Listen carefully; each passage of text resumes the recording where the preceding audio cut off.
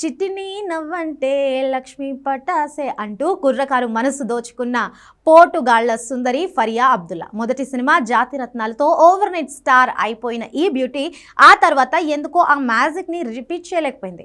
ఒకటా రెండా వరుసగా ఫ్లాపులు పలకరించడంతో ఫరియా కెరియర్ డోలామయంలో పడిపోయింది. రవితేజతో చేసిన రావణాసుర, అల్లరి నరేష్తో చేసిన ఆ ఒక్కటి అడక్కు మరియు మేర్లపాక గాంధీ దర్శకత్వంలో వచ్చిన like, share and subscribe box office వద్ద చేతులెత్తేశాయి.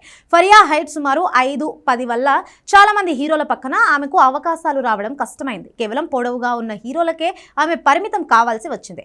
మొదటి సినిమా క్లిక్ అవ్వడంతో కమర్షియల్ సక్సెస్ కంటే కూడా ప్రయోగాత్మక పాత్రల వైపు మొగ్గు చూపడం కూడా ఆమెకు కొంచెం మైనస్ అయింది.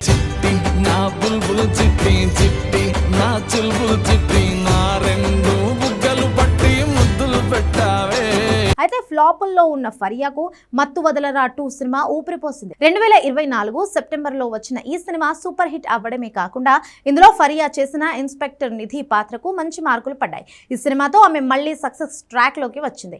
ఎన్ని అప్పులు చేసినా చారిటీ మాత్రం తప్పరు. జెమ్స్ సార్ వీళ్ళు. జెమ్స్ కాదు, జెరమ్స్. ఫరియా కేవలం నటి మాత్రమే కాదు, ఆమె మంచి డాన్సర్ మరియు సింగర్ కూడా. మత్తు వదలరా 2లో ఒక సాంగ్ కూడా పాడి తన బహుముఖ ప్రజ్ఞను చాటుకుంది. తాజాగా హీరో సత్యదేవ్ 15వ సినిమాలో ఫరియా హీరోయిన్ గా ఎంపికైంది. ఈ సినిమా షూటింగ్ కూడా పూజ కార్యక్రమాలతో స్టార్ట్ అయింది. తమిళంలో విజయ్ ఆంటోనీ సరసన వల్లి మైల్ సినిమాతో కోలీవుడ్ ఎంట్రీ ఇస్తోంది. నాగార్జున, బంగారాజు, ప్రభాస్, కల్కి 2898 AD వంటి సినిమాల్లో గెస్ట్ అపీరియన్స్ ఇచ్చి తన పాపులారిటీని కాపాడుకుంటుంది. మరి ఫరియా అబ్దుల్లా చేసిన సినిమాల్లో మీకు ఏ సినిమా అంటే బాగా ఇష్టం? సత్యదేవ్ ఫరియా కాంబో ఎలా ఉండబోతోంది? కామెంట్స్ చేయండి.